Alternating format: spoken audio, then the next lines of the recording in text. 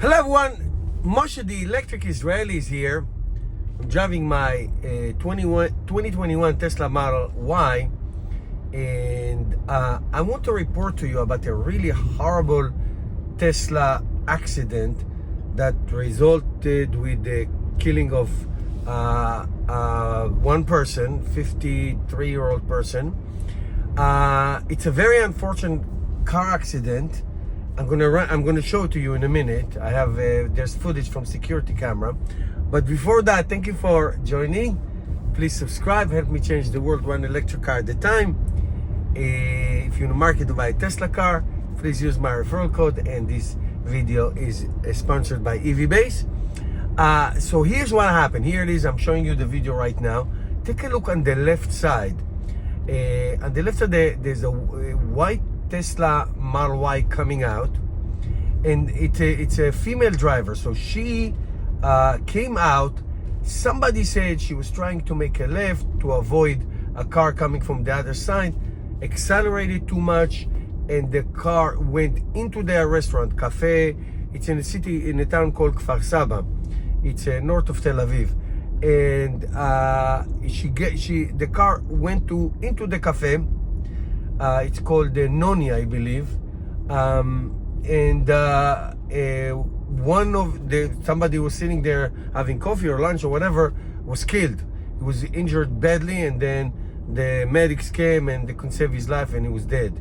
The driver and couple other pedestrians were treated for minor injuries, basically they were in shock, and obviously it made every single news channel in Israel, written and television, everything. I mean, it's no difference than if there's a car accident with Tesla in the United States, China, anywhere. It makes top news. I mean, there's so many car accidents happening, but you barely hear of any of them unless it's really catastrophic. But this is, okay, I have to say, it is a very unusual accident that a car really runs into a restaurant. But accidents like this happen all the time. Immediately everybody thought at the beginning it may be a terrorist attack, because that's what it looks like, but it's not. It was ruled out completely, and immediately people are like, wait a minute, Tesla's supposed to be the safest car. Why didn't the car stop by itself, and all of that? So let me explain in a minute, because something like this happened next to me with one of my workers, one of my secretaries, and I'll explain it in a minute. But at the same time, it's just totally unrelated, but it came in very opportune time. The Minister of Transportation in Israel visited the Tesla Gigafactory in Berlin, maybe a month and a half ago, and she observed, all the self-driving, because there is a petition going on right now. I mean, I filled it out to bring FSD to Israel. The reason FSD is not in Israel, it's not because of Tesla, it's because of the government. Okay, so this particular Minister of Transportation is very innovative, and she's bringing Uber to Israel. Can you believe it? There's no Uber. The taxi drivers are going to launch World War III, and I'm quoting what they said. So she's determined to bring Uber, and she wants to bring this. And there's all kinds of this regulation and security and cameras, just like we had in China. Can use the cameras around government building, and you can use training videos from the United States. It's all these security, I don't want to call it shenanigans, but the security paranoia, I call it. Anyway, so this accident would be completely and totally avoided if FSD was available in Israel. Obviously, you have to buy it or to lease it or to subscribe to it, like they now letting you do in Australia. And she has to obviously turn it on. Okay, my wife and my wife drives the 2026 Tesla Model Y Juniper, and when I drive it, when she drives it, right out of the parking lot, if she had this technology available, at least and she would have ignited it, this accident and this life was saved. No question about it. I remember many years ago, I come to work every morning. I have a spot where I charge my car. Then my secretary also has a Tesla Model 3, and she pressed the accelerator by mistake. This used to be a thing, controversy. This woman, we know for sure that she was pressing the accelerator and not the brake, because the wheel was continued to spin as the car was inside the cafe.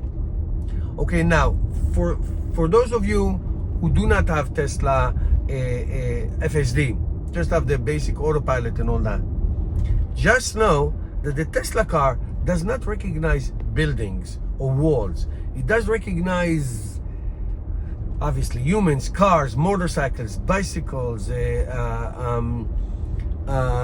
me think, animals, definitely. I'm driving here in the forest. Animals, deer, I mean, where I live, deer and bear are like my neighbors. Dogs recognize and will do what it's necessary not to hit them. 100%. So so that is a given. But obviously this very unfortunate accident would have been avoided if FSD was available in Israel, and she obviously had it. It's very expensive in Israel, and she ignited it. This would not happen if this technology was available and she was actually use it. You have to use it. So that's that. Now let me tell you what I think that it should be a rule for the next level of rules in the automotive business. But before that, I really want to thank my sponsor, EVBase. I buy all my accessories through them. They're awesome. They're amazing. You get 20% if you use my code TEI, the Electric Israeli. I'll give you the link. Just use my code. You get 20% off anything you want for your electric car, Tesla or non-Tesla, doesn't matter. So let me say this. Just like, you know, you cannot sell a car without seatbelt, right? You cannot sell a car without airbags. You know, that's the standard, or bumpers, or all these safety features. To me, like, you know, whatever is grandfathered. But moving forward, I know a lot of car companies do it anyway. Can you imagine a car without cameras, without warning, those beeps if you're going to hit somebody, if you hear something going backward, or without cruise control, or without adaptive cruise control? I think that governments, regulators, this is where regulators are important. Government is most of the time just coming in the way of innovation, but this is when they have a role.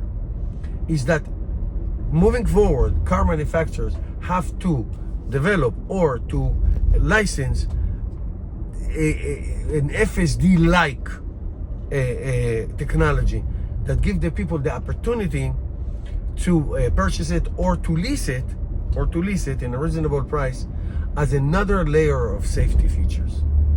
And it doesn't matter if it's Tesla or GM or whatever. That doesn't matter. I feel whether the company does it, or I mean, obviously you give them time to develop it, or they license it from another company. And it doesn't matter if it's electric car or gasoline car. It doesn't really matter. It does save life. It saves life. Forget this very unfortunate accident. My wife and I drive to Florida from northern New Jersey at least once a year, sometimes twice. This is like 3,000, almost 4,000 miles, because we drive around and this and that. I'm telling you, at my age, at my point in life, I would not be able to do it if I didn't have the FSD. I wouldn't be able to physically do it. You know, your right foot falls asleep and you not alert anymore. The FSD made driving, both highway and city driving, so much safer and so much enjoyable. Really. So to me, the next level of safety features, safety requirements will be this: some kind of autonomous technology in every car sold to give another layer of protection, because these accidents and many accidents like this would have been avoided if FSD was available. So, sometimes you do things by default, so hopefully this will accelerate the regulator to give FSD, to approve FSD in Israel and many other countries for that matter. Okay? All right. Thank you guys for watching.